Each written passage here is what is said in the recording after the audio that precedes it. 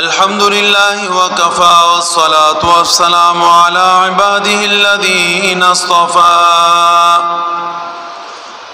ونبيه المجتبى وأمينه على وحي السماء وعلى آله النجبى وأصحابه الأتقياء وخير الخلائق بعد الأنبياء. أما بعد فأعوذ بالله من الشيطان الرجيم. بسم الله الرحمن الرحيم. يا أيها الذين آمنوا اتقوا الله وقولوا قولا سديدا. يا أيها الذين آمنوا اتقوا الله وكونوا مع الصادقين. آمنت بالله صدق الله مولانا العظيم وصدق رسوله النبي الكريم ونحن على ذلك لمن الشاهدين والشاكرين والحمد لله رب العالمين. اللهم صل على محمد وعلى آل محمد كما صليت على إبراهيم وعلى آل إبراهيم إنك حميد مجيد. اللهم بارك على محمد وعلى آل محمد كما باركت على إبراهيم وعلى آل إبراهيم إنك حميد مجيد. میرے محترم و مکرم پیارے بھائیوں، دوستوں اور بزرگوں، اور میری پیاری ماں اور بہنوں، اللہ رب العزت نے ایمانداروں کو اس بات کی ترغیب دی ہے کہ ایمانداروں سچ بولا کرو. جو آدمی سچ بولتا ہے اس کا ساتھ دیا کرو. خود بھی سچ بولو، سچ کو اپناؤ. اسی سچ کے اندر تمہاری کامیابی ہے، سچ تمہاری کامرانی کی دلیل ہے. جو سچ بولتا ہے وہ ہمیشہ نجات پاتا ہے. جو آدمی سچ بولتا ہے وہ کبھی شرمندہ نہیں ہوتا. سچ بولنے والا آدمی ہمیشہ لوگوں میں عزت پاتا ہے. اسی اللہ رب العزت نے فرمایا، یا ایھا الذین آمنوا، اے ایماندارو، اتقوا اللہ، اللہ پاک سے ڈرو. اللہ رب العزت کا خوف کھاؤ. جب کسی آدمی کے دل کے اندر اللہ رب العزت کا خوف ہوگا، اللہ کا ڈر ہوگا کہ کہیں ایسا نہ ہو کہ میں اللہ رب العزت کے سامنے شرمندہ ہو جاؤں، اللہ کے مخلوق کے سامنے شرمندہ ہو جاؤں. اس لیے اللہ رب العزت نے سب سے پہلے اس انسان کو اس بات کا حکم دیا ہے کہ میرا خوف کھاؤ، مجھ سے ڈرتے رہو، اور فرمایا کہ سچ بولتے رہو. جو آدمی سچ بولتا ہے، نبی اکرم صلی اللہ علیہ وسلم کا وعدہ ہے، الصدق ینجی، کہ سچ بولنے والے کو بالآخر نجات مل ہی جاتا ہے. تمام کے تمام رکاوٹوں کے بعد سچ بولنے والا آخر جیت جاتا ہے، کامیابی اس کا مقدر ہوتی ہے. اس لیے نبی علیہ السلام نے اپنی امت کو اس بات کی تلقین کی ہے کہ چاہے کچھ بھی ہو جائے آپ نے سچ ہی بولنا ہے. اس سے کہ سچ بولنے والا آدمی ہمیشہ لوگوں میں عزت پاتا ہے.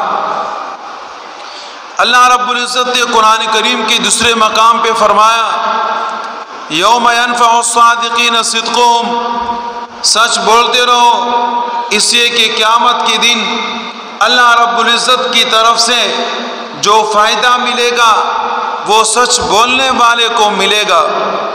سچ بولتے رہو۔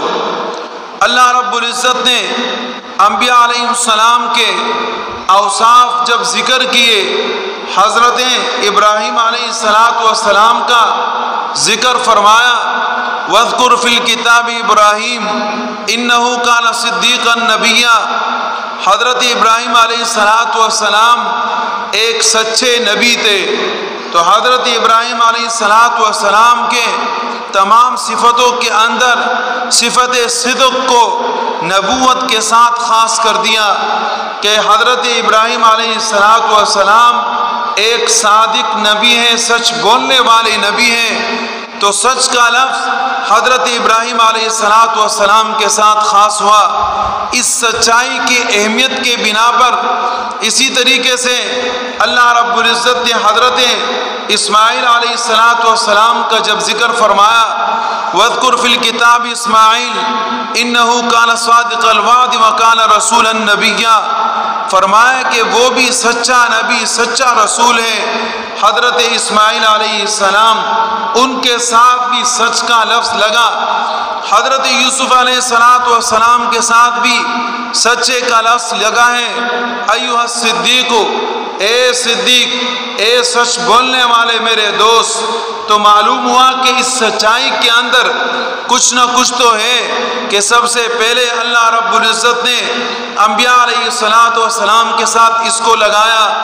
حضرت یوسف علیہ السلام پر کس قدر الزامات لگے، حضرت یوسف علیہ السلام وقتی طور پر پریشان بھی ہوئے، جیل کے اندر بھی چلے گئے، لیکن آخر کار اللہ رب العزت نے ان کی سچائی کی وجہ سے ایسا ان کو عزت عطا فرمایا کہ پورے مصر کے بادشاہ بن گئے، اور وہ تمام کے تمام لوگ جو حضرت یوسف علیہ السلام کے مخالف تھے وہ حضرت یوسف علیہ السلام کے سامنے شرمندہ کھڑے ہو گئے۔ جو سچ بولتا ہے وہ ہمیشہ کامیاب ہوتا ہے۔ اللہ رب العزت نے وعدہ فرمایا، قرآن کریم میں اللہ پاک فرماتے ہیں ان المسلمین والمسلمات والمؤمنین والمؤمنات والقانتین والقانتات والصادقین والصادقات والصابرین والصابرات والخاشعین والخاشعات والمتصدقین والمتصدقات والصائمین والصائمات والحافظین فروجهم والحافظات والذاکرین اللہ کثیرا والذاکرات اعد اللہ لهم مغفرۃ واجرا عظیما۔ جو آدمی سچ بولتا ہے اس آدمی کو اللہ پاک کی طرف سے بہت بڑا اجر عطا کیا جاتا ہے، تو سچ بولنے کو اپنائے۔ کسی آدمی کے خوش آمدید کے لیے اس کے موافق اپنی سچائی کو داغدار نہ بنائے، بلکہ آپ وہ معاملہ رکھیں کہ آپ کا معاملہ اللہ رب العزت کے سامنے سیدھا ہو، اس لیے آپ کو سچ بولنا چاہیے۔ قرآن کریم میں اللہ رب العزت فرماتے ہیں یا ایھا الذین آمنوا اطیعوا اللہ واطیعوا الرسول، اے ایماندارو اللہ کی اطاعت کرو، نبی اکرم صلی اللہ علیہ وسلم کی اطاعت کرو۔ قرآن کریم میں اللہ رب العزت فرماتے ہیں وَمَن يُطِعِ اللَّهَ وَالرَّسُولَ فَأُولَٰئِكَ مَعَ النَّبِيِّينَ وَالصِّدِّيقِينَ وَالشُّهَدَاءِ وَالصَّالِحِينَ، کہ جو اللہ کی اطاعت کرتا ہے، جو رسول کی اطاعت کرتا ہے، اللہ رب العزت اس کا حشر سچے لوگوں کے ساتھ فرمائیں گے۔ دنیا ایک عارضی زندگی ہے، ہمیں اللہ رب العزت نے اس میں حکم دیا کہ آپ سچ بولیں۔ جب آپ سچ بولیں گے اس مختصر سی زندگی کے اندر اللہ رب العزت کی طرف سے آپ کو اجر عظیم ملے گا۔ آپ سچ بولیں گے، آپ کا اتنا مقام ہوگا کہ اس سچائی کی وجہ سے آپ کا نام صادق ہونے میں اتنا مشہور ہو جائے گا کہ اللہ رب العزت کے پاس آپ صدیقین میں شمار ہوں گے۔ اور پھر یہ کہ بجائے اس کے کہ آپ کے ساتھ کوئی آدمی، آپ کسی آدمی کے پاس جانا پسند کریں، آپ کو کہ لوگ آپ کے پاس آنا پسند کریں گے اور یہ کہیں گے کہ جناب یہ ایک سچا آدمی ہے۔ نبی اکرم صلی اللہ علیہ وسلم کے احادیث مبارکہ میں بہت سارے واقعات صحابہ کرام کے حضرت صدیق اکبر کو صدیق اکبر کیوں کہا جاتا ہے؟ نبی علیہ السلام نے جب اپنی نبوت کا اظہار فرمایا کہ اللہ رب العزت نے مجھے نبی بنایا ہے، حضرت صدیق اکبر رضی اللہ تعالی عنہ نے بغیر سوچ اور سمجھ کے فرمایا یقیناً آپ اللہ رب العزت کے سچے نبی ہو۔ حضرت ابوبکر رضی اللہ تعالی عنہ کی اس زندگی کی بنا پر کہ ابتدا سے لے کے انتہا تک نبی علیہ السلام کے ساتھ گزری، نبی علیہ السلام کی بات پر لبیک کہا، سچ بولا، اللہ رب العزت نے ان کا نام بھی صدیقین کے اندر شمار کر دیا اور وہ سچوں کے اندر شمار ہونے لگے۔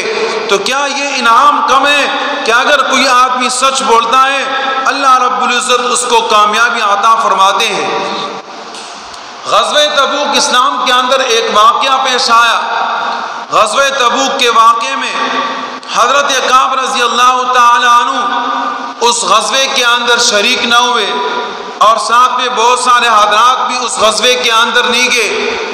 جب یہ سارے کے سارے حضرات غزوہ تبوک سے پیچھے رہ گئے، نبی علیہ السلام کو پتہ چلا کہ ہم تو یہاں جہاد کرنے کے لیے آئے ہیں، ہم نے صحابہ کرام سے فرمایا تھا کہ اللہ رب العزت کے راستے میں جہاد کے لیے نکلے، چند صحابہ کرام پیچھے رہ گئے اور ان کے اندر حضرت کعب رضی اللہ تعالی عنہ بھی تھے۔ جب نبی اکرم صلی اللہ علیہ وسلم واپس آئے اور ان سے پوچھا کہ آپ لوگ جہاد میں کیوں نہیں گئے، کیا مسئلہ تھا آپ لوگ کے ساتھ، تو ہر ایک آدمی نے اپنا عذر پیش کیا، لیکن حضرت کعب رضی اللہ تعالی عنہ نے فرمایا اے اللہ کے رسول، جھوٹ بولنے کی کوئی ضرورت نہیں ہے، میں سچ کہتا ہوں، مجھے کوئی عذر لاحق نہیں تھا، لیکن سستی کی بنا پر میں نے غزوہ تبوک کے اندر شرکت نہیں کی۔ نبی علیہ السلام نے حضرت کعب رضی اللہ تعالی عنہ کے ساتھ ناراضگی کا اظہار فرمایا، لوگوں کو حکم دیا کہ حضرت کعب رضی اللہ تعالی عنہ کے ساتھ باتیں بند کی جائے، ان کے ساتھ کوئی دوستانہ تعلقات قائم نہ رکھیں۔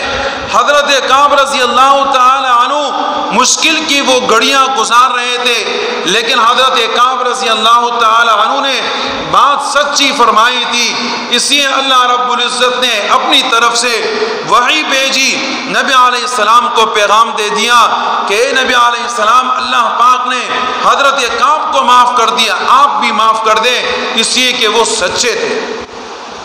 باقی صحابہ نے جو بات بولی وہ عذر پیش کر دیا، لیکن حضرت کعب رضی اللہ تعالی عنہ نے جو بات بولی وہ سچی بات تھی۔ سچی بات حضرت کعب نے بولی، ہمیشہ کے لیے اللہ رب العزت نے قرآن میں اس کا تذکرہ فرما دیا۔ وقتی طور پر مشکلات تو آئے، لیکن ہمیشہ اللہ رب العزت نے ان کا نام قرآن کریم کے اندر ذکر کر دیا، اور جب تک قرآن کریم پڑھا جاتا ہے حضرت کعب رضی اللہ تعالی عنہ کی سچائی کو بھی اس کے اندر آپ تلاوت کرتے رہیں گے۔ یہ سچے لوگ کا انعام ہوتا ہے جو اللہ رب العزت کے پاس سچے شمار ہوتے ہیں۔ ایسی سچائی کہ آپ کا دل بھی سچ بولے، آپ کی زبان بھی سچ بولے۔